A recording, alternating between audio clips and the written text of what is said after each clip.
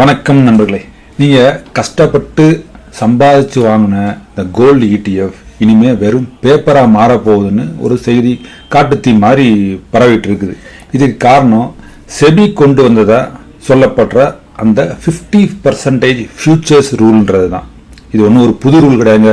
2019 இந்த ரூல் வந்துருச்சு. இப்போதைக்கு ஃபஸ்ட்டு வந்து HDFC-காரன் முதல்ல இம்ப்ளிமெண்ட் பண்ணியிருக்கிறான். அவனோட டாக்குமெண்ட்டில் அதை மென்ஷன் எக்ஸ்பிளிசிட்டாக கால் அவுட் பண்ணியிருக்கிறான். அதனால் இந்த ஒரு நியூஸ் வந்திருக்குது. ஸோ அதனால் ஐயோ, அப்போ நான் வச்சிருக்கிறது தங்கம் இல்லையா, வெறும் பேப்பரா, என் பணத்துக்கு என்ன கதி, இப்படி பல கேள்வியை வந்து உங்கள் மனசில் ஓடுறது எனக்கு நல்லாவே புரியுது. ஆனால் இதில் எவ்வளோ உண்மை இருக்குது, உங்கள் தங்க முதலீடு உண்மையிலேயே ஆபத்தில் இருக்குதா, இதை வந்து எப்படி மேனிப்புலேட் பண்ணி மெசேஜ் உங்களுக்கு கன்வே பண்ணுறாங்க அப்படின்றத வந்து நம்ம வந்து டீட்டெயிலாக புரிஞ்சுக்கிடுவோம். மற்றவங்க சொல்கிறாங்க, அவங்க சொல்கிறாங்க, இவங்க சொல்கிறாங்கன்னு கேட்டு பண்ணாமல் நீங்கள் புரிதலோட இந்த டெசிஷனை எடுங்க. அப்போ தான் உங்களுக்கு லாங் டேர்மில் ஒரு இன்வெஸ்டராக நீங்கள் இருக்கும்போது உங்களுக்கு அதில் ஒரு கான்ஃபிடெண்ட்டாக நீங்கள் வந்து இன்வெஸ்ட் பண்ண முடியும். சரி, வாங்க இந்த வீடியோவில் இந்த கட்டுக்கதையை உடைச்சி உண்மை என்னென்னு ஆணித்தரமாக அலசி ஆராயலாம். உங்கள் ஒரு பைசா கூட ஆபத்தில் இல்லைங்கிறத நீங்களே புரிஞ்சுப்பீங்க. டீட்டெயிலாக பார்க்கலாம் வாங்க. நான் உங்கள் சுந்தர், நீங்கள் பார்த்துட்டு இருக்கிறது மைண்ட்ஃபுல் ஃபைனான்ஸ். முதல்ல இந்த பயம் எங்கே இருந்து கிளம்பிச்சுன்னு பார்ப்போம். அதாவது கோல்டு ETF இனிமேல் 50% வரைக்கும் கோல்டு ஃபியூச்சர்ஸில் முதலீடு செய்யலாம் அப்படின்னு செபி ஒரு ரூல் கொண்டு வந்ததா ஒரு நியூஸ் ஹெட்லைன். இதை பார்த்ததும் பல முதலீட்டாளர்களுக்கு ஒரு விதமான பதட்டம் ஏற்பட்டிருக்குது.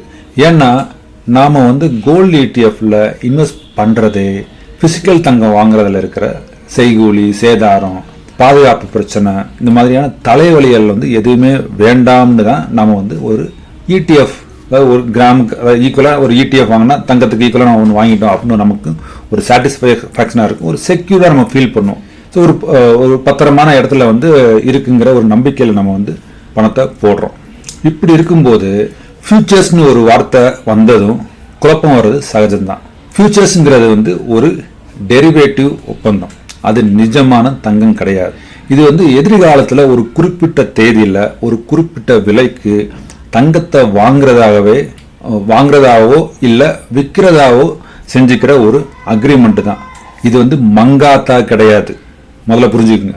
இப்போ முதலீட்டாளர் மனசில் வர முக்கிய கேள்வி என்னது, அப்போ நான் வாங்கின ETF யூனிட்டுக்கு பின்னாடி நிஜ தங்கம் கிடையாதா, என் காசு வெறும் பேப்பர் கான்ட்ராக்ட் தானா, திடீர்னு எல்லாரும் ETF விற்க ஆரம்பிச்சா சமாளிக்க ஃபண்ட் ஹவுஸ் கிட்ட போதுமான தங்கம் இருக்குமா?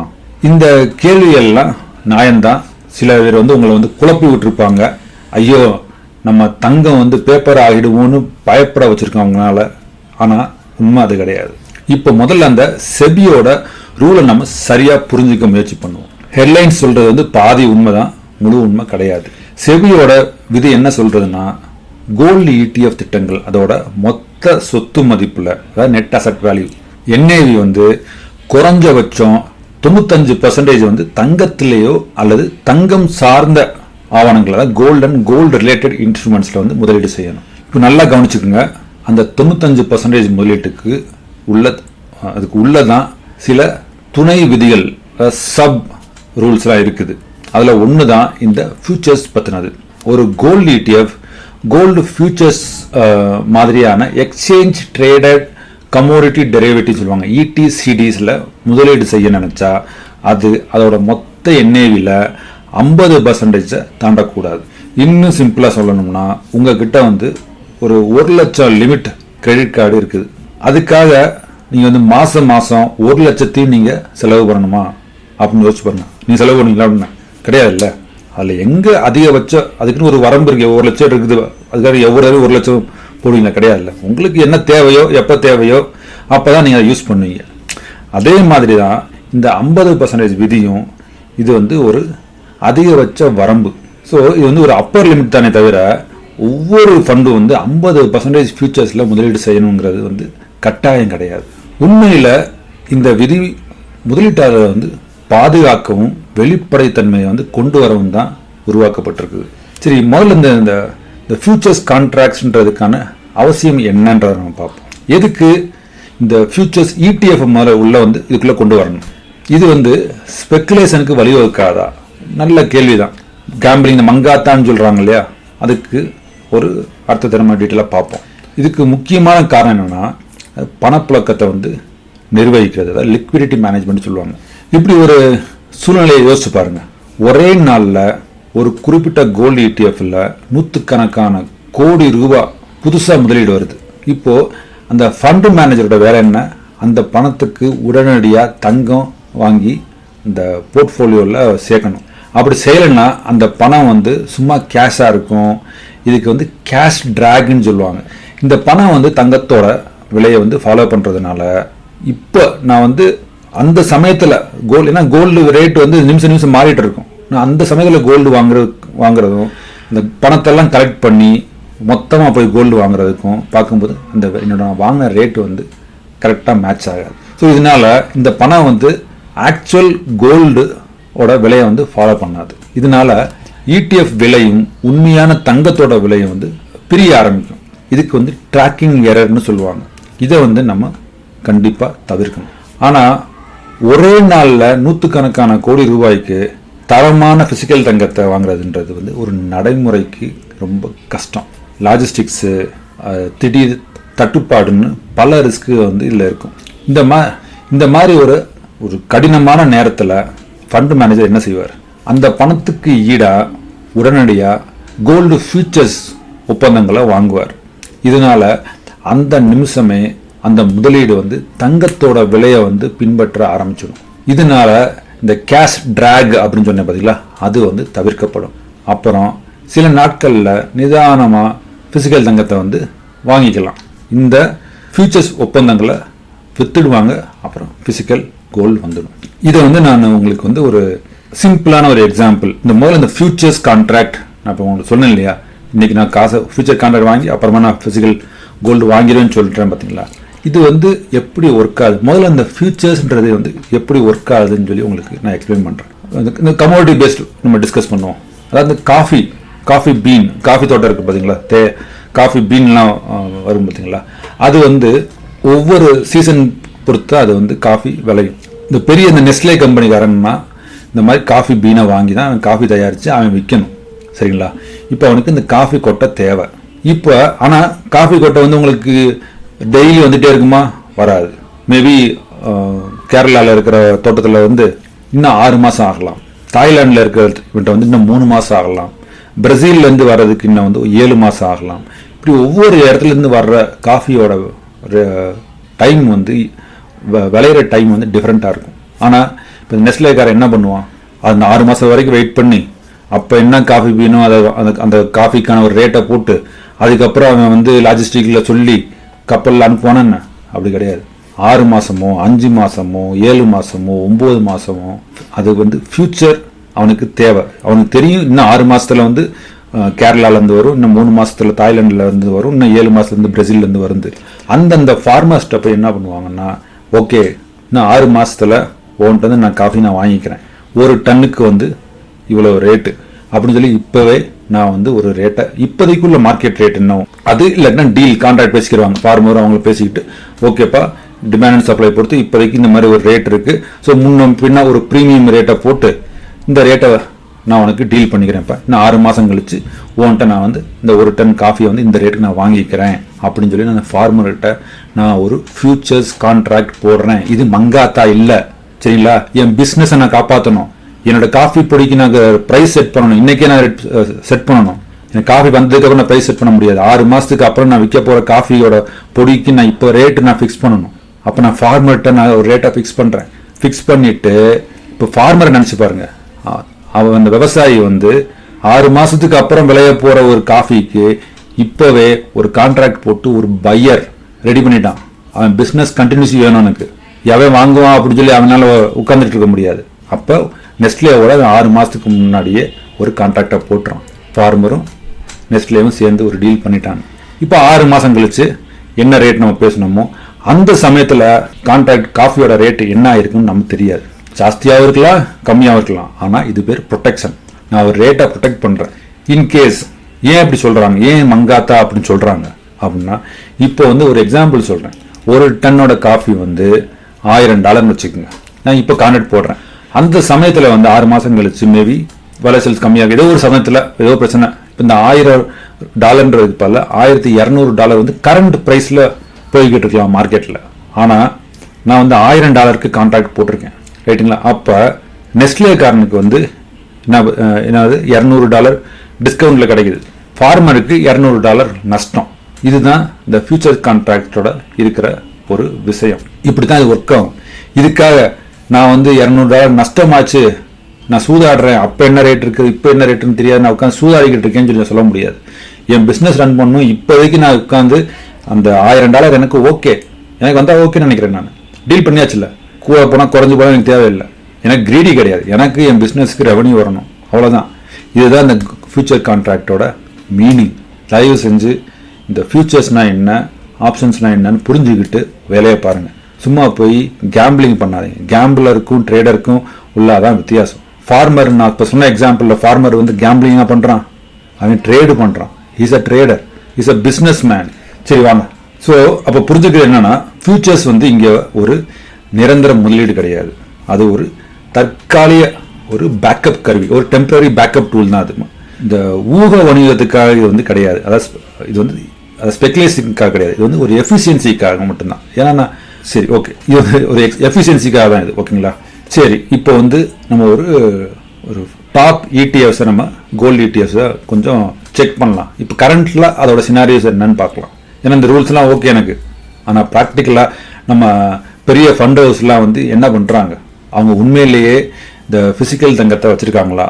ஸோ சமீபத்திய டேட்டா படி, இப்போதைக்கு உள்ள டேட்டா படி, இந்தியாவோட மிகப்பெரிய கோல்டு இடிஎஃபோட போர்ட்ஃபோலியோ பார்த்தா எஸ்பிஐ கோல்டு இடிஎஃப் வந்து சுமார் 98% வந்து ஃபிசிக்கல் தங்கத்தை வச்சுருக்காங்க, ஃபிசிக்கல் தங்கத்தில் இன்வெஸ்ட் பண்ணியிருக்காங்க. ஹெச்டிஎஃப்சி கோல்டு இடிஎஃப் வந்து சுமார் 98.5 ஃபிசிக்கல் தங்கத்தில் முதலீடு செஞ்சுருக்குது. Nippon India ETF gold BeES சுமார் 98.3% வந்து ஃபிசிக்கல் தங்கத்தில் முதலீடு வச்சுருக்காங்க. மீதி இருக்கிற அந்த கொஞ்சம் சதவீதம் வந்து தினசரி செலவுக்காகவோ லிக்விடிட்டிக்காகவோ அது சமாளிக்கிறதுக்கு கேஷாக அவங்க வச்சுருக்கலாம், இல்லை ஏதாவது ஒரு பாண்டாக வச்சுருக்கலாம் அவங்க. ஸோ இந்த நம்பர்ஸ் நமக்கு சொல்கிற ஒரே விஷயம், இந்த இடிஎஃப்ல இன்னைக்கும் கிட்டத்தட்ட முழுமையாக ஃபிசிக்கல் தங்கத்தில் தான் சப்போர்ட் செய்யப்படுது. அதனால் உங்கள் கோல்டு இடிஎஃப் வெறும் பேப்பராக மாறுன்ற பயம் வந்து சுத்தமாக தேவையே இல்லாதது. சரி சுந்தர், இதெல்லாம் சொல்லிட்டீங்க, இதில் உள்ள நிஜமான ரிஸ்க்கு அபாயம் என்ன? ஃபியூச்சர்ஸ் வந்து சேஃப் தான், டெம்பரரி தான் சொன்னாலும் அதில் ரிஸ்க் இல்லாமல் இருக்குமா? நான் ஏற்கனவே சொல்லியிருக்க மாட்டேன். நான் டிமாண்ட் அண்ட் சப்ளை மாறலாம். ஸோ ஒரு முதலீட்டாளராக நீங்கள் அதையும் தெரிஞ்சுக்கணும். அதாவது சொன்ன பேசிஸ் ரிஸ்க், சில சமயம் வந்து ஃபியூச்சர்ஸ் கான்ட்ராக்டோட விலை வந்து உண்மையான தங்கத்தோட ஸ்பாட் விலையிலேருந்து லேசாக மாறலாம். இந்த வித்தியாசம் வந்து ஒரு சின்ன ட்ராக்கிங் எரராக கூட கிரியேட் பண்ணலாம். அடுத்து ரோல் ஓவர் ரிஸ்க்னு சொல்லுவாங்க. உங்கள் ஃபியூச்சர்ஸ் கான்ட்ராக்டை வந்து ஒரு காலாவதி தேதியை, அதுக்கு எல்லாத்துக்கும் ஃபியூச்சர் கான்ட்ராக்ட் ஒரு டேட் இருக்கும், அந்த தேதி முடிகிறதுக்குள்ள பழைய ஒப்பந்தத்தை வித்துட்டு புது மாதத்துக்கான ஒப்பந்தத்துக்கு வந்து நம்ம ரோல் ஓவர் பண்ணணும். இப்படி ரோல் ஓவர் பண்ணும்போது, ஃபார் எக்ஸாம்பிள் மே மாதத்தோட கான்ட்ராக்ட் நீங்கள் வாங்கியிருப்பீங்க, இப்போ மே மாதம் முடியும் போது அந்த கான்ட்ராக்டை நீங்கள் வந்து ரோல் ஓவர் பண்ணணும். ஜூன் மாதத்துலேருந்து அடுத்த ஒரு 6 மாதத்துக்கு நீங்கள் மாற்றணும். அப்போ அப்படி ரோல் ஓவர் பண்ணும்போது அதுக்கு ஒரு சார்ஜ் நடக்கும். ஆனால் ரிஸ்க்கை இந்த எல்லாம் ஹேண்டில் பண்ணுறதுக்கு தான் இந்த ஃபண்ட் மேனேஜரோட வேலை, முக்கியமான வேலை அதுதான். அது மட்டும் இல்லாமல் ஃபியூச்சர்ஸோட பயன்பாடு ரொம்பவும் குறைவாக தற்காலிகமாக இருக்கிறதால இதோட தாக்கம் வந்து முதலீட்டாளர்களுக்கு வந்து மிக மிக மிக குறைவாக தான் இருக்கும். சரி, இந்த ஃபியூச்சர்ஸில் இந்த ஒரு பஞ்சாயத்தில் நாம் வந்து இன்னொரு முக்கியமான ஒரு மாற்றத்தை வந்து கோட்டை விட்டுட்டோம். அதுதான் மதிப்பீடு முறையில், அதாவது வேல்யூவேஷன் மெத்தட்னு சொல்லுவாங்க. இதில் நடக்கிற சில மாற்றம். முன்னெல்லாம் வந்து இந்தியாவில் இருக்கிற கோல்டு இடிஎஃப்களோட மதிப்பு வந்து லண்டன் சந்தை விலை, அதாவது எல்பிஎம்ஏன்னு சொல்லுவாங்க. எல்பிஎம்ஏ ப்ரைஸை வச்சு தான் அதோட இறக்குமதி வரி, டாலர் மதிப்பு இதையெல்லாம் சரி செஞ்சு கணக்கிடப்பட்டு தான் ஒரு ரேட்டு வந்து ஃபிக்ஸ் பண்ணுவாங்க. இது வந்து பயங்கரமான, ரொம்ப கண்ணுக்கே நமக்கு தெரியாது, இந்த கால்குலேஷன் எப்படி நடக்குதுன்னு நமக்கு தெரியாதுன்னு வச்சுக்கோங்க. ஆனால் ஏப்ரல் 1, 2026 செபி வந்து ஒரு புதிய முறையை கொண்டு வந்திருக்காங்க. இனிமேல் எம்சிஎக்ஸ் போன்ற இந்திய பங்கு சந்தையில் வெளியிடும் உள்நாட்டு ஸ்பாட் விலையை, அதாவது டொமஸ்டிக் போல் ஸ்பாட் ப்ரைஸஸ், அதை பயன்படுத்தி தான் கோல்டு இடிஎஃபோட ரேட்டை செட் பண்ண போகிறாங்க. இது வந்து உண்மையிலேயே வந்து ஒரு சூப்பரான மாற்றம் தான். ஏன்னா அதிக வெளிப்படைத்தன்மை, அதாவது டிரான்ஸ்பரன்சி இதில் வந்து இருக்கும். இனிமேல் வந்து இடிஎஃப்ஓட விலை வந்து நம்ம உள்ளூர் சந்தை விலையோட நேரடியாக பிரதிபலிக்கும். சீரான தன்மை, அதாவது யூனிஃபார்மிட்டி, எல்லா ஃபண்ட் ஹவுஸுகளும் ஒரே மாதிரி விலையை வந்து பின்பற்றுவாங்க. இதனால் நாம் வெவ்வேறு இடிஎஃப்ல வந்து ஒப்பிட்டு பார்க்கறதுக்கு ரொம்ப ஈஸியாக இருக்கும். இது வந்து ஒரு குறைந்த ட்ராக்கிங் எரர் இருக்கும். உள்நாட்டு நம்ம விலையை நேரடியாக நம்ம ஃபாலோ பண்ணுறதுனால விலையில் வர்ற வேறுபாடுகள் வந்து ரொம்ப ரொம்ப நெக்லிஜிபிளாக போயிடும். ஸோ இந்த மாற்றம் வந்து இந்திய கோல்டு இடிஎஃப் சந்தையை வந்து இன்னும் வந்து பலமானதை தான் ஆக்குமே தவிர்த்து அதே போல் முதலீட்டாளருக்கு வந்து நட்பானதாகவும் இருக்கும். இது வந்து பயப்படுறதுக்கான வழிவகை கிடையாது. அதுக்காக கிரியேட் படுத்தப்பட்ட ஒன்று கிடையாது இது. சரி, இப்போ வந்து உங்களுக்கு வந்து ஒரு தெளிவான புரிதல் கிடைச்சிருக்கும். கோல்டு இடிஎஃப் பாதுகாப்பானது தான். ஆனால் தங்கத்தில் முதலீடு செய்ய வேற என்னென்ன வழிகள்லாம் இருக்குது, உங்களுக்கு எது பெஸ்ட்டு, அதை நம்ம சுருக்கமாகவே பார்க்கலாம் நம்ம. ஓகேங்களா? First gold ETF. உங்களுக்கு பணப்புழக்கம், அதாவது லிக்விடிட்டி வந்து முக்கியம். எப்போ வேணும்னாலும் வாங்க விற்கணும். செய்கூலி சேதாரம் வேண்டாம்னா இதுதான் பெஸ்ட்டு. எஸ்ஐபி முறையிலும் இதை நீங்கள் வந்து முதலீடு செய்யலாம். சாவரன் கோல்டு பாண்ட்ஸ் அது வந்து கண்டினியூ பண்ண போகிறாங்களா என்னன்னு நமக்கு தெரியல. பட் அது கண்டினியூ ஆச்சுன்னா அதில் வந்து உங்களுக்கு ஒரு 2.5% வட்டியாக அவன் கொடுப்பான். ஸோ அது ஒரு வகையான இது. ஏன்னா அந்த பாண்டு வந்து வேலிடிட்டி 5 to 8 வருஷம் போடுவாங்க. ஹோல்டு பண்ணணும், எல்லாம் பண்ணணும். ஸோ அது ஒரு வகையான மெத்தட் இருக்குது. ஃபிசிக்கல் கோல்டு, நகையா அணிய, அதாவது பரிசாக கொடுக்கணும்னா அல்லது தங்கத்தை வந்து கையில் வச்சிருக்கிற திருப்திக்காக வாங்கினா அது உங்களுக்கானது. டிஜிட்டல் கோல்டு, அதாவது டிஜி கோல்டு, இதுக்கு வந்து ரொம்ப முக்கியமான எச்சரிக்கைங்க. டிஜிட்டல் கோல்டு என்பது செபி அல்லது ஆர்பிஐயோட நேரடி கட்டுப்பாட்டில் வராத ஒரு முதலீட்டு முறை. இதில் வந்து கவுண்டர் பார்ட்டி ரிஸ்க் அதிகம். செபியிலேயே முதலீட்டாளர்களுக்கு இது பற்றி எச்சரிக்கை விடுத்திருக்குது. அதனால டிஜிட்டல் தங்கத்தை தவிர்த்துட்டு பாதுகாப்பான ஒழுங்குபடுத்தப்பட்ட கோல்டு இடிஎஃப் அல்லது எஸ்ஜிபி மாதிரி புத்திசாலித்தனம். லோக்கலில் கோல்டு ஜுவல்லர்ஸ் வந்து சிட் ஃபண்ட் மாதிரி போட்டெல்லாம் பண்ணுவாங்க. அது உங்களுக்கு அந்த கோல்டு மேலே அந்த கடை மேலே நம்பிக்கையில் இருந்தால் அது மேலே போங்க. இந்த எல்லாத்துலேயுமே இந்த கவுண்டர் பார்ட்டி ரிஸ்க்ன்றது ஒன்று இருக்கும். அது நம்ம தெரிஞ்சு தான் நம்ம இந்த சிட்டுன்றதுக்குள்ளே உள்ளே போகணும். ஒரு நம்பிக்கை தான். பெரிய கடை, பெரிய ஓனர்ஸ் அப்படின்றத அந்த பிராண்டை வச்சு தான் நம்ம அதை ஃபுல் அண்ட் ஃபுல் நம்ம டிசைட் பண்ணுறோம். பட் ஆனால் அதுலேயும் ரிஸ்க் இருக்குது. ஸோ வெறும்னா வந்து நியூஸ் ஹெட்லைன்ஸை வந்து பார்த்து பீதி அடையாமல் ஒரு ஸ்மார்ட் முதலீட்டராக, ஒரு மைண்ட்ஃபுல் ஃபினான்ஸ் இன்வெஸ்டராக நீங்கள் வந்து இதை செக் பண்ணணும். நீங்கள் வந்து இன்வெஸ்ட் பண்ணியிருக்கிற இடிஎஃபோட ஃபண்ட் ஹவுஸ் வெப்சைட்டுக்கு வந்து போய் மாதம் அவங்களோட போர்ட்ஃபோலியோ வந்து அவங்க ஸ்டேட்மெண்ட் அனுப்பும்போது அதை டவுன்லோட் பண்ணி அதில் போய் பாருங்கள், என்ன போட்டிருக்காங்க, என்னென்ன பண்ணுறாங்கன்னு சொல்லி பாருங்கள். இப்போ 50% சொன்னாங்க இல்லையா, அது அவங்க யூஸ் பண்ணுறாங்களா என்னான்னு பாருங்கள். அடுத்து என்எஸ்சி இல்லாட்டினா பிஎஸ்சியோட வெப்சைட்டில் வெவ்வேறு இடிஎஃப்களோட ட்ராக்கிங் எரரை வந்து ஒப்பிட்டு பாருங்கள். குறைவான ட்ராக்கிங் எரர் இருக்கிற இடிஎஃப் தான் சிறந்தது. அடுத்து எக்ஸ்பென்ஸ் ரேஷியோ பாருங்கள். கோல்டு இடிஎஃப் வந்து நிர்வாக கட்டணம் ஒன்று உண்டு. இது வந்து பொதுவாக 0.5%க்கும் குறைவாக தான் இருக்கும். ஸோ இந்த குறைஞ்ச செலவு விகிதம் இருக்கிற ஃபண்டை வந்து தேர்ந்தெடுக்கிறது நல்லது. ரொம்ப முக்கியமாக இது மாதிரி செய்திகளை பார்த்து பயப்படாமல் அதுக்கு பின்னாடி இருக்கிற உண்மையை ஆராய கற்றுக்கோங்க. சும்மா பொத்தாம்பதோ ஒருத்தர் சொன்னாருன்னு சொல்லிட்டு கேட்காதீங்க. ஒவ்வொருத்தருக்கும் ஒரு மாதிரி தோணும். நமக்கு டேட்டா பாயிண்ட் முக்கியம், டேட்டா முக்கியம், ஸ்பெகுலேட் பண்ண வேணாம் நம்ம. ஓகேங்களா? சரி நண்பர்களே, வீடியோட கடைசிக்கு நம்ம வந்துட்டோம். சுருக்கமாக சொல்லணும்னா செபியோட இந்த 50% ஃபியூச்சர்ஸ் விதி உங்கள் கோல்டு இடிஎஃப்பை வந்து காகிதமாக மாற்றலை. அதுக்கு பதிலாக அசாதாரணமான சூழ்நிலையில் வந்து சமாளிக்க ஃபண்டு மேனேஜர்களுக்கு ஒரு வரையறுக்கப்பட்ட சுதந்திரத்தை மட்டுமே கொடுத்துருக்குது. அதாவது கேப்டு ஃப்ளெக்சிபிலிட்டின்னு சொல்லுவாங்க இது பேர்.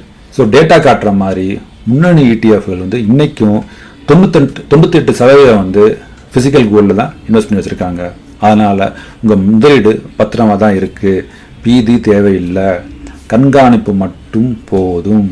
ஸோ உங்களோட கோலுக்கு வந்து இந்த மாதிரி தங்க முதலீட்டை தேர்ந்தெடுங்க. அதாவது சுலபமாக வாங்கவும் விற்கவும் இடிஎஃப், கூடுதல் வட்டியோட நீண்ட கால முதலீட்டுக்கு வந்து எஸ்ஜிபி, சொந்த உபயோகத்துக்கு ஆப்வியஸ்லி ஃபிசிக்கல் கோல்டு. டிஜிட்டல் கோல்டை பற்றி நான் சொல்ல மாட்டேன். அதுக்குள்ள நான் வந்து ரொம்ப பர்சனலாகவே அதில் வந்து ஐம் நாட் கன்வின்ஸ்ட். ஓகேங்களா? ஸோ இந்த வீடியோ வந்து உங்களுக்கு பிரயோஜனமாக இருந்ததா, உங்கள் சந்தேகத்தை தீர்த்ததா மறக்காமல் கமெண்ட்டில் போடுங்க. இந்த வீடியோ உங்கள் நண்பர், உங்கள் உறவினருக்கெலாம் ஷேர் பண்ணுங்கள். அவங்களும் பார்த்து பயன்பெறட்டும். இந்த வீடியோ உங்களுக்கு பிடிச்சிருந்தா ஒரு சின்ன தேங்க்ஸ் போடுங்க. நன்றி, வணக்கம்.